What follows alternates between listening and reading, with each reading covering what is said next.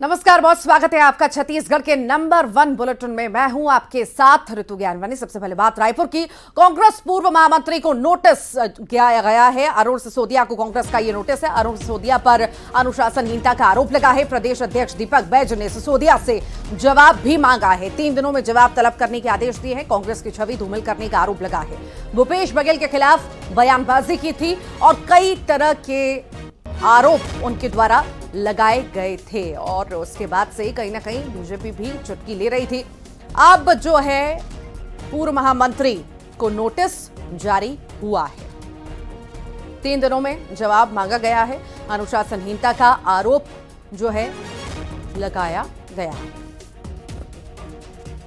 तो अरुण सिसोदिया को कांग्रेस का यह नोटिस, जवाब मांगा गया है। जिस तरह की बयानबाजी उन्होंने पूर्व सीएम भूपेश बघेल को लेकर के की थी, अब कांग्रेस इस पक्ष सख्त नजर आ रही है और जवाब भी सिसोदिया से मांगा गया है।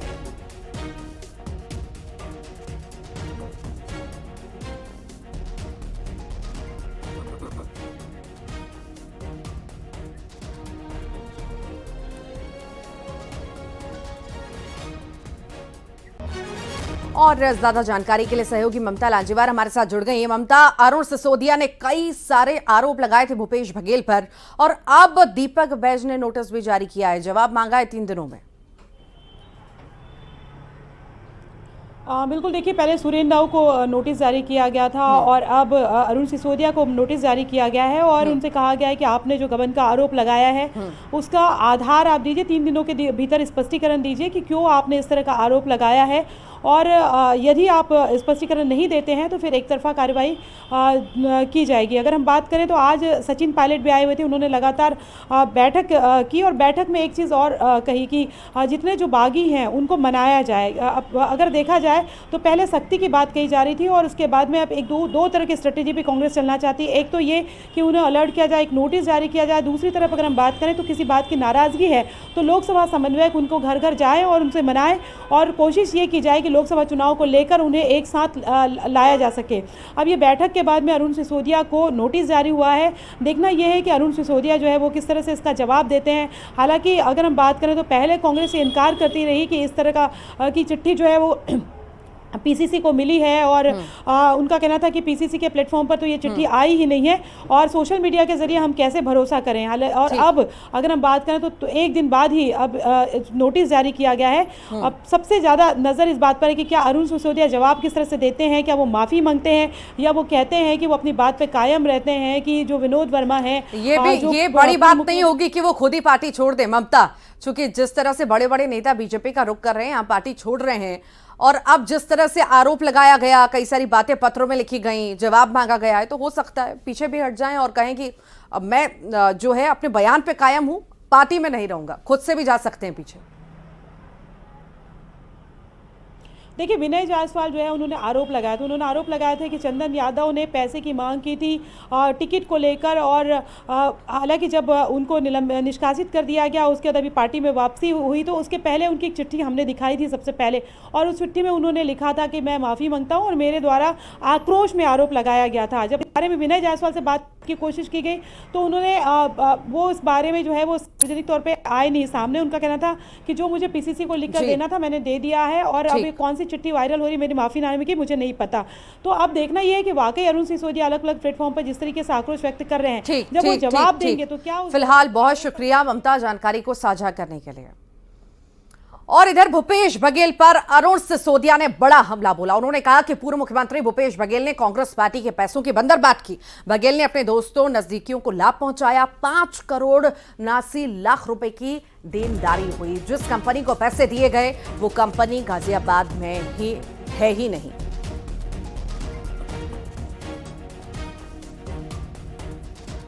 और कांग्रेस कार्यकर्ताओं के पसीने के पैसे का हिसाब मांगने की जिम्मेदारी हर कार्यकर्ता की है, इसलिए मैंने वो हिसाब मांगा। आज से 1.5-2 महीना पहले ये सारे अखबारों में, बड़े अखबारों में भी छपा था कि इस तरह का एक एग्रीमेंट करके भुगतान किया गया। कल सफाई देने की नौबत आ गई और बड़े बड़े लोग सफाई देने की बात कर रहे हैं कि ये पैसा भुगतान हुआ है, मेरी जानकारी में है या फलाना ठिकाना। लेकिन मैं इसको इस तरह से मानता हूं कि इतनी बड़ी रकम की ज़रूरत ही नहीं थी देने की, क्योंकि मुख्यमंत्री जी का प्रचार पीआरओ के माध्यम से, संवाद के माध्यम से, सरकार के माध्यम से होता था तो 10 लाख रुपए देने की जरूरत नहीं थी। 6 लाख रुपए आईएनसी का होता था तो उसके लिए हमारे पास मीडिया सेल है, जयवर्धन बिस्सा जी हैं और बहुत सारी टीम है, वो करते हैं, तो वो 6 लाख भी देने की जरूरत नहीं थी। और 3 लाख रुपए मोहन मरकाम जी उस समय प्रदेश अध्यक्ष थे, उनके प्रचार के लिए देना पड़ रहा था, तो उसका कोई काम ही नहीं हो रहा था, पैसे दे दिए गए थे। मुझे तो नहीं दिखा एक बार भी, इतने दिन तक मैं महामंत्री 4 साल रहा और इसी राजनांदगांव का प्रभारी रहा। तो आप भी देखेंगे, आप भी मीडिया से जुड़े हुए, कि कहीं भी उस 3 लाख के एवज में कोई काम नहीं दिखा।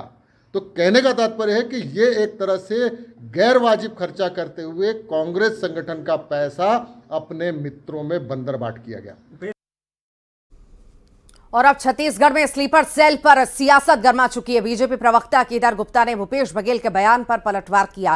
केदार गुप्ता ने तंज कसते हुए पूछा कि क्या कांग्रेस में आतंकवाद, नक्सलवाद घुस गया है? स्लीपर सेल तो उन्हें भी कहा जाता है। भूपेश बघेल को साफ करना चाहिए कि स्लीपर सेल कौन है। उन्होंने कहा कि कांग्रेस में कई नेता असंतुष्ट हैं, तो क्या वे स्लीपर सेल हैं? स्लीपर सेल कौन है और स्लीपर सेल की परिभाषा क्या होती है?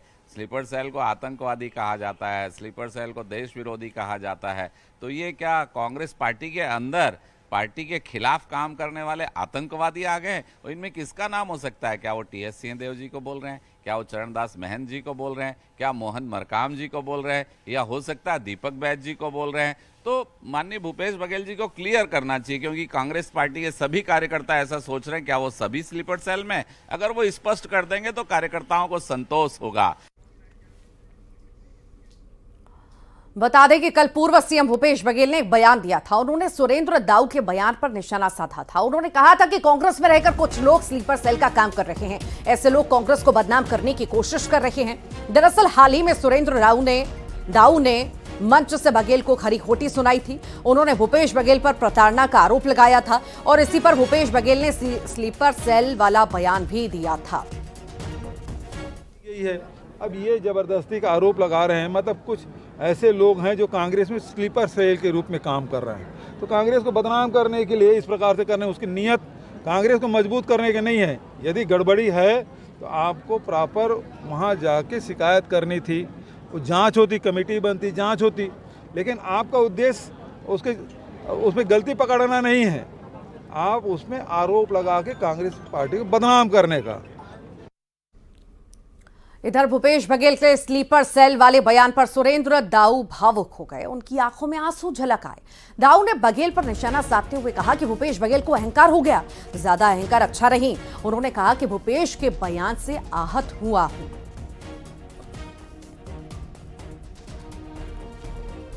राजनांदगांव के कार्यकर्ता जानते हैं कि मैं स्लीपर सेल हूं या नहीं, लेकिन ये जरूर मैं जानता हूं, हम 5 सालों में देखा है जो छुपे हुए जो लोग इनके हैं, मुझको लगता है स्लीपर सेल की परिभाषा वही है। लेकिन आपके माध्यम से फिर ये कह रहा हूँ, मैं वो बहुत बड़े व्यक्ति हैं, मैं एक छोटा सा कार्यकर्ता हूँ। जब हम चुनाव लड़ने आते हैं तो हमको इतना अहंकार नहीं करना चाहिए, अपनी भाषाओं को संयमित रखना चाहिए, अच्छा रखना चाहिए।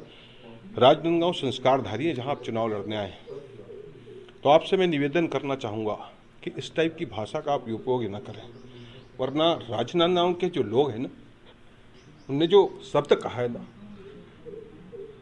मुझको इस बात की बड़ी पीड़ा है। मैंने जब से होश संभाला है पार्टी के लिए काम किया, और आज एक मुखिया मुझको स्लीपर सेल कह रहा है, मुझको बहुत पीड़ा है इस बात की।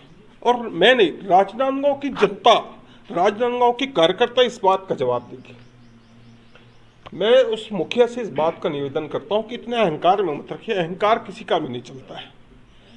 आप जो कह लेते मुझको, आपने जो स्लीपर सेल की संज्ञा दी ना, आपको राजनांदगांव की जनता, राजनांदगांव संस्कारधानी, राजनांदगांव की जनता न राजनांदगांव के कार्यकर्ता इस बात को लेकर माफ करेंगे। राजनांदगांव पहुंचे सीएम विष्णुदेव साय ने कांग्रेस पर बड़ा हमला बोला। उन्होंने कहा कि पीएससी में जो घोटाला हुआ था उसको भी सीबीआई को सौंप चुके हैं, उसमें भी जो दोषी हैं वो बचेंगे नहीं, वो सलाखों के पीछे होंगे। वहीं दिल्ली के मुख्यमंत्री अरविंद केजरीवाल की गिरफ्तारी को कहा, जैसी करनी वैसी भरनी, जैसा केजरीवाल किए हैं उन्हें वैसा भरना ही पड़ेगा। वहीं सीएम साय ने कहा कि हमने मोदी की गारंटी को 100 दिन में पूरा किया है। सब कामों को हम लोगों ने, हमारी सरकार ने 3 महीने में पूरा किया है, और जो भी मोदी की गारंटी में है उसको आने वाले समय में पूरा करेंगे। एससी में घोटाला हुआ था, उसको भी सीबीआई को सौंप चुके हैं और उसमें भी दोषीदार मतलब बचेंगे नहीं।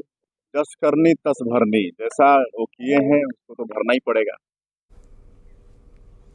और इधर सचिन पायलट ने भूपेश बघेल को लेकर बयान दे दिया। उन्होंने सीएम विष्णुदेव साय के बघेल जांच से क्यों डर रहे हैं कहा कि वाले बयान पर पलटवार किया। कहा कि हम किसी से भी डरने वाले नहीं, कांग्रेस भाजपा की हर चाल का डटकर मुकाबला करेगी। किसी भी नेता की इमेज को खराब करने के लिए केस कर रहे हैं। वहीं कांग्रेस की बैठक में यह फैसला हुआ है कि रूठों को कांग्रेस मनाएगी। सीनियर नेताओं को रूठों को मनाने की जिम्मेदारी दी गई है। वहीं सचिन पायलट की बैठक में बड़ा फैसला हुआ। कांग्रेस छत्तीसगढ़ में बड़ा अभियान चलाएगी और महतारी वंदन योजना की तर्ज पर नारी न्याय योजना को लेकर कांग्रेस फॉर्म भरवाएगी। वहीं 1 लाख सालाना देने की योजना को लेकर भी फॉर्म भरवाया जाएगा। आप वकील भी आप, पुलिस भी आप, कचहरी भी आप, 95% कार्रवाई ईडी की जो होती है वो भाजपा के विरोधी लोगों के ऊपर होती है। इनकम टैक्स सीबीआई की कार्रवाई होती है भाजपा के विरोधी लोगों की होती है। जैसे ही विरोध करना बंद कर देते हैं वो बिल्कुल पाक साफ हो जाते हैं। तो ये जो प्रकरण चल रहा है देश पूरा देख रहा है, लोग बोल ना रहे हों, लेकिन एक तरह का माहौल बनाने की कोशिश की जा रही है जहां विपक्ष की आवाज़ को दबाया जा रहा है और जो केंद्र सरकार के विरोध में है उस पर केंद्र सरकार की पूरी ताकत उसको क्रश करने में लगी हुई है, उसकी आवाज़ को दबाने में लगी हुई है। राजनांदगांव के मोहना मानपुर का 17 पोलिंग बूथों को दूसरी जगह शिफ्ट करने का कांग्रेस ने विरोध किया और इसको लेकर निर्वाचन आयोग से शिकायत की है। कांग्रेस का कहना है कि पोलिंग बूथ शिफ्ट करने पर वहां मतदाताओं को पहुंचने में परेशानी होगी। कई किलोमीटर पैदल चलने की मजबूरी में मतदाता वोट देने नहीं जाएंगे। इन 17 पोलिंग बूथ में 11 पोलिंग बूथ में पिछले चुनाव में कांग्रेस विजयी हुई थी। अगर यह संवेदनशील एरिया है तो मतदाताओं को 2 किलोमीटर से लेकर 7 किलोमीटर तक पैदल चलने के लिए बाध्य करने का अनुविभागीय अधिकारी का निर्णय सही नहीं है।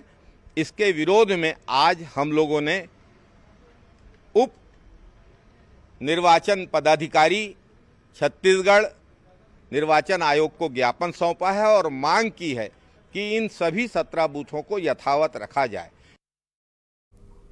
कोरबा में उद्योग मंत्री लखन लाल देवांगन ने पूर्व मंत्री जयसिंह अग्रवाल को डामर चोर कह दिया। उन्होंने कहा कि हम बीजेपी में आने का क्यों दबाव डालेंगे। उन्होंने आरोप लगाया कि जयसिंह अग्रवाल पर कई आपराधिक मामले हैं। दरअसल डॉक्टर चरणदास महंत ने आरोप लगाया था कि जयसिंह अग्रवाल पर बीजेपी में शामिल होने के लिए दबाव डाला जा रहा है और इसी पर लखन लाल देवांगन ने यह बयान दिया। भारतीय जनता पार्टी किसी को दबाव नहीं बना रहे हैं और जयसिंह को हम काहे को दबाव पाएंगे। भारतीय जनता पार्टी में और जयसिंह के ऊपर कई अपराधी हैं, डामर चोर हैं। ऐसे लोगों को हम पार्टी में लाने के ऑफर थोड़ी देंगे। उनका कारनामा स्कूटर में डामर ले जाते थे और बड़े हाईवा का नंबर लेते थे। तो वहीं बस्तर से चुनाव लड़ने की बात पर लखमा ने बड़ा बयान दिया। उन्होंने कहा कि टिकट किसी को भी मिले जीत कांग्रेस की होगी। मुझे मेरे बेटे को या फिर दीपक बैज को, बैज भी मेरे बेटे भाई जैसे हैं। हम तीनों एक ही परिवार के सदस्य हैं, मिलकर चुनाव लड़ेंगे। सुनिए। कांग्रेस पार्टी में एक निवेदन आवेदन करने का निर्देश है तो हम भी मांगे हैं। बेटा के लिए मांगे, मेरे लिए मांगा, भूपेश बघेल मतलब तुम्हारा दीपक बैज भी हमारा बेटा है, भाई है, और मेरा बेटा को मिले और दीपक बैज को मिले कोई अंतर नहीं है। और मैं लड़े तो कोई अंतर नहीं है कि घर के लोग तीनों हैं, बस्तरिया लोग हैं, शुद्ध बस्तरिया। इसलिए अगर तीनों किसी को भी टिकट मिलेगा बस्तर का सीट कांग्रेस पार्टी के झोली में जाएगा। और अब जिक्र बस्तर का, जहां बहुजन समाज पार्टी के प्रत्याशी आयतू राम मंडावी अपना नामांकन दाखिल करने पहुंचे। नामांकन दाखिल करने के बाद मंडावी ने कहा कि बस्तर की जनता चुनाव में जरूर साथ देगी। दोनों राष्ट्रीय पार्टियों ने बस्तर की जनता को धोखा दिया, जिससे जनता त्रस्त हो चुकी है और इसीलिए इस बार जनता बीएसपी को समर्थन देगी। वहीं सीपीआई से लोकसभा प्रत्याशी फूल सिंह कचलाम अपना नामांकन भरने पहुंचे। नारेबाजी करते हुए प्रत्याशियों के बीच फूल सिंह कचलाम ने नामांकन पत्र दाखिल किया।